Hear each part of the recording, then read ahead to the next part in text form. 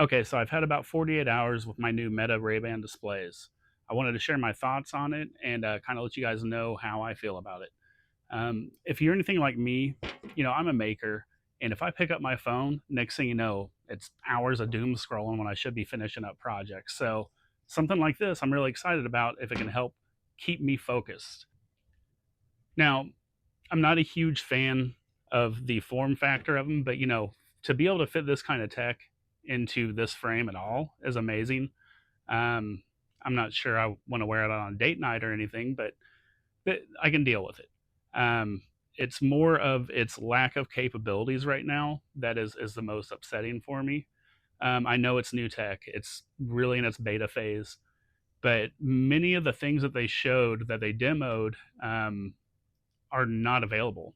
The cool writing with your finger thing, not available. Messages, whenever someone texts you a picture or anything like that, it'll pop up showing that you have a text, but it will not display the picture. Even in Facebook Messenger, their own product, no pictures, no videos, no videos on anything right now. You want to scroll Instagram Reels, Facebook Reels, whatever, none of that. Now, that being said, the Neuraband is awesome. I wish this was available to use with more devices. I mean, the gestures, the wake up works perfect. Swiping, moving, scrolling, selecting, all that works perfectly. I really love it. I think it is great. I just can't wait to have more apps to actually use it with. Another thing I find kind of strange. So you can tell it to change an image that you just took with your glasses, right? So you take a picture, say if it's of a tree, say put a dragon in that tree.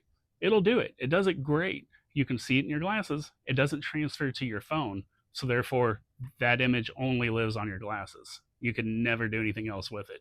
Like, that's such a basic function that hopefully they can make it so we can transfer back and forth. You can transfer the pictures that you take to your phone to the app, but if you AI alter something, nope, it just floats in the ether until you turn off your glasses and it's gone forever. Another thing is, and I knew what I was getting into with this, with the display only being in your right eye, it makes it really hard to focus, and I do kind of one eye things just to see that display a little clearer. Now, many other companies are working on the binocular displays, which I know Meta also has a version coming at some point. But I think that'll just give a much better feel for the displays to see everything, more spatially. Another thing is, you know, Meta is such a great tech company. They're great at innovation, but their AI seems to be so many steps behind whenever it comes to queries.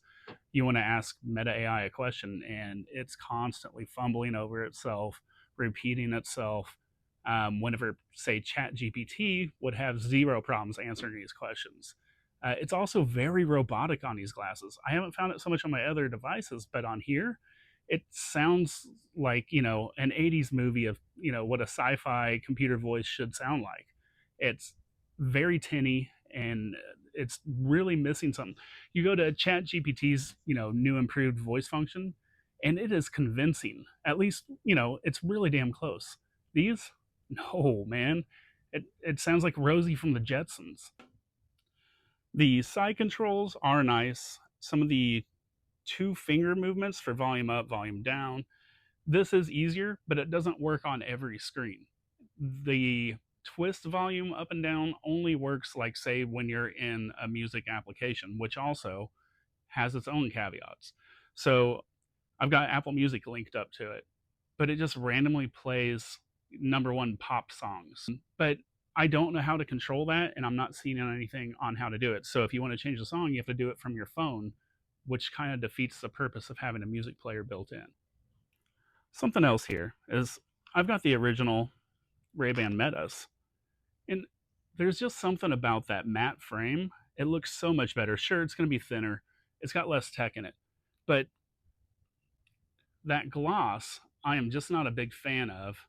Um, the matte to me was a better finish. They should have had that as an option on these. Just not loving that gloss. Like I said, the form factor, but what are you going to do? There's a display in this one, there's not in this one. Of course, it's going to be a little bulkier, but I don't love the piano black gloss look. All that being said, the fact that I'm able to have a display right here that no one else can see, it's on right now. You can't see anything there. I can be talking to you, nobody's going to know. Now they're going to wonder why you're throwing up weird little gang signs, the whole time that you're talking to them and kind of looking off to the side. They're going to think you're a little weird. But outside of that, they're not going to know what's on there. Unfortunately, there's not a whole lot you can have on there right now. So I love where this is going. I do. I love a display on my face. I know that's not for most people. Most people think you're crazy for wanting that. But I'm a tech nerd. I always have been. I love technology. Um, I love innovation. I can't wait to see where we're at in 10 years with this kind of, this is going to look like, an 8 track.